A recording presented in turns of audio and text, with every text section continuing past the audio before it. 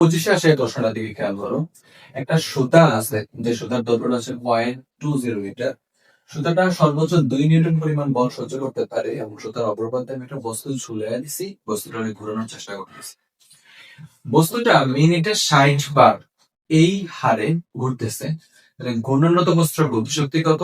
And আরেকটা কাহিনী আছে, ওটা পরে দেখতেছি। ফার্স্টে গতিশক্তিটা বের করি। এখন আমরা জানি গতিশক্তি kinetic energy E K equals to, যদি বলতো ঘূর্ণন গতিশক্তি কত যেটা বলছে, এটা হচ্ছে হাফ আই ওমেগা স্কয়ার। তোমরা তো জানো বেসিক্যালি এটা কি ছিল, হাফ এম ভি স্কয়ার, ঠিক না? এম ছিল রৈখিক বল, ঘূর্ণনত অবস্থায় কৌণিক বল জড়তার ভ্রামক ব্যবহৃত হয়।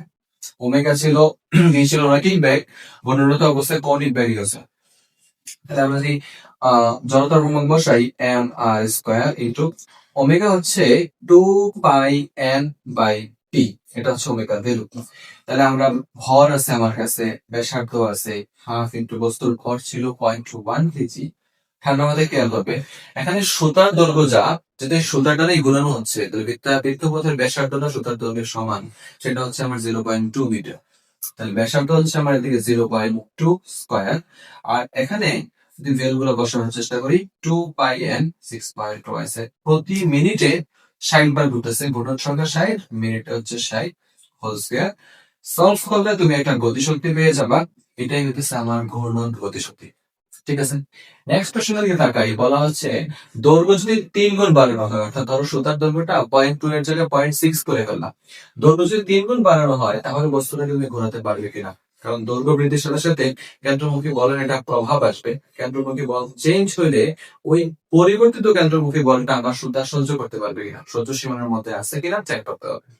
তো আমরা যদি সিম্পলি কেন্দ্রমুখী বলের কনসেপ্টে যাই, যে কেন্দ্রমুখী বল এফ সিপি ইকুয়ালস টু কি ছিল, এম ওমেগা স্কয়ার আর বৃত্তপথের ব্যাসার্ধ বর্তমানে আর 0.2 না 0.6 হয়ে গেছিল, 3 গুণ করছো তুমি। ভর ছিল 0.1 কেজি, আর ওমেগা তো আগের মতো, এবার যদি বসায় দাও 6.28 দেখো আগে ওমেগাতে 60 কাটা গেছে, 6.28 ছিল। আমরা এখানে বসাইলে এই ভ্যালুটা বা 0.36 নিউটন, যা সুতার সহ্য ক্ষমতা থেকে অনেক বেশি, মোটামুটি 0.36 নিউটন পরিমাণ বেশি। যেহেতু এখানে সহ্য ক্ষমতা থেকে বেশি পরিমাণ কেন্দ্রমুখী বল চলে আসছে, সিম্পল ভাষায় সুতাটা আমার ছিঁড়ে যাবে, অর্থাৎ আমি আমার দ্বিতীয় চেষ্টায় সফল হতে পারবো। বরিশাল বোর্ডের দ্বিতীয় প্রশ্নে একটা ব্যাংকিং কোণের কনসেপ্টের ম্যাথ আছে। 600 কেজি ভরের একটা গাড়ি আছে, যার চাকার ব্যাস দেওয়া আছে এবং সেই চাকাটা প্রতি 15 সেকেন্ডে 50 বার ঘূর্ণন সম্পাদন করতে পারে। গাড়ির ভরবেগ দেওয়ার মাধ্যমে বলতেছে যে গাড়িটা যদি আমার এই বাগের রাস্তায় মোড় নেয়, তবে সে নিরাপদে বাগ নিতে পারবে কিনা, এন্ড সেই চাকাটার রৈখিক বেগ নির্ণয় করতে হবে আমাকে। তো আমরা যদি সহজভাবে আগানোর চেষ্টা করি, ফার্স্টে চাকার রৈখিক বেগ নির্ণয় করতে হবে। সহজভাবে যাওয়ার চেষ্টা করি, আমরা জানি রৈখিক বেগ v equals to r into কৌণিক বেগ ওমেগা। ঠিক আছে, তাহলে আর হচ্ছে চাকার ব্যাসার্ধ, এখানে চাকার ব্যাস দেওয়া আছে, ব্যাস থেকে ব্যাসার্ধ নিয়ে আমরা বসাতে পারি, আর ইকুয়ালস হচ্ছে 1/2/2। আমরা তো জানি কৌণিক বেগ হচ্ছে 2 পাই ঘূর্ণন সংখ্যা বাই সময়। ওকে, তাহলে চিন্তা করে দেখো 0.6 ইন্টু 2 পাই মানে 6.2 কতবার ঘুরতেছে? 50 বার ঘুরতেছে 15 সেকেন্ড সময়। সময় বসাই, সংখ্যা বসাই, তাহলে আমি আমার রৈখিক বেগটা, এখন এই বেগটিং কোণ থিটার মানটা নির্ণয় করার চেষ্টা করি। তাহলে থিটার ভ্যালুটা আসতেছে sin থিটা ইকুয়ালস টু হচ্ছে h/d। মনে আছে আশা করি কনসেপ্ট, যে h ছিল রাস্তার এক প্রান্ত থেকে আরেক প্রান্ত কতটা উঁচু তার, আর d ছিল রাস্তার প্রশস্ততা।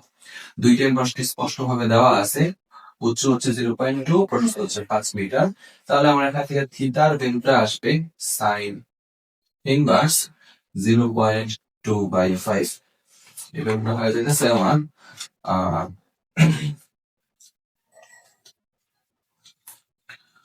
2.29 ডিগ্রি। খেয়াল করে দেখো, আমরা জানি ব্যাংকিং কোণের কনসেপ্ট থেকে tan থিটা ইকুয়ালস টু হচ্ছে b স্কয়ার বাই আর টি। এখানে এই ব্যাংকটার ম্যাক্সিমাম ভেলোসিটি, অর্থাৎ এই থিটার সাপেক্ষে তার ম্যাক্সিমাম ভেলোসিটি v এর মানটা কত আসে দেখতে চাই। আমরা যদি v এর মানটা আনার চেষ্টা করি, দেখতে পাচ্ছি আর কি ছিল বাঁকের ব্যাসার্ধ, যেটা এখানে দেওয়া আছে 140 মিটার। এই যে দেখো, এটা হচ্ছে 140 মিটার 140। জি এর মান হচ্ছে 9.8 এবং সে অ্যাপ্রক্সিমেটলি কত বেগে গাড়ি চালাচ্ছিল সেই ভিটা আমার দরকার। বাঁকের রাস্তার গাড়ির বেগ ভি হচ্ছে রোটোবার 140 ইন্টু 9.8 ইন্টু 10.29। কাজ করলে আমরা পাইতেছি 10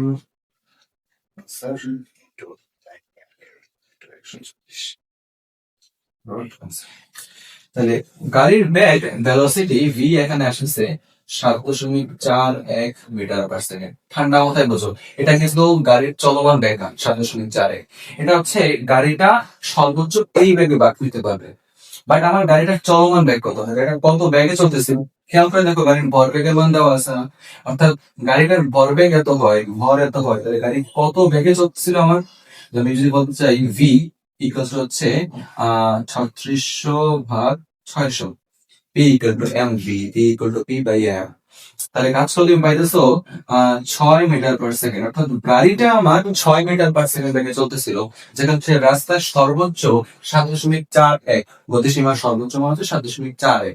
সেটা থেকে সে অনেক নিচেই ভ্যালুটা রাখছে, দ্যাটস ওয়াই সে নিরাপদে বাট নিতে পারবে। যদি তার গতিটা, বেগটা সর্বোচ্চ ভ্যালুটা অতিক্রম করে চলে যেত, সেক্ষেত্রে সে নিরাপদে বাট নিতে পারতো।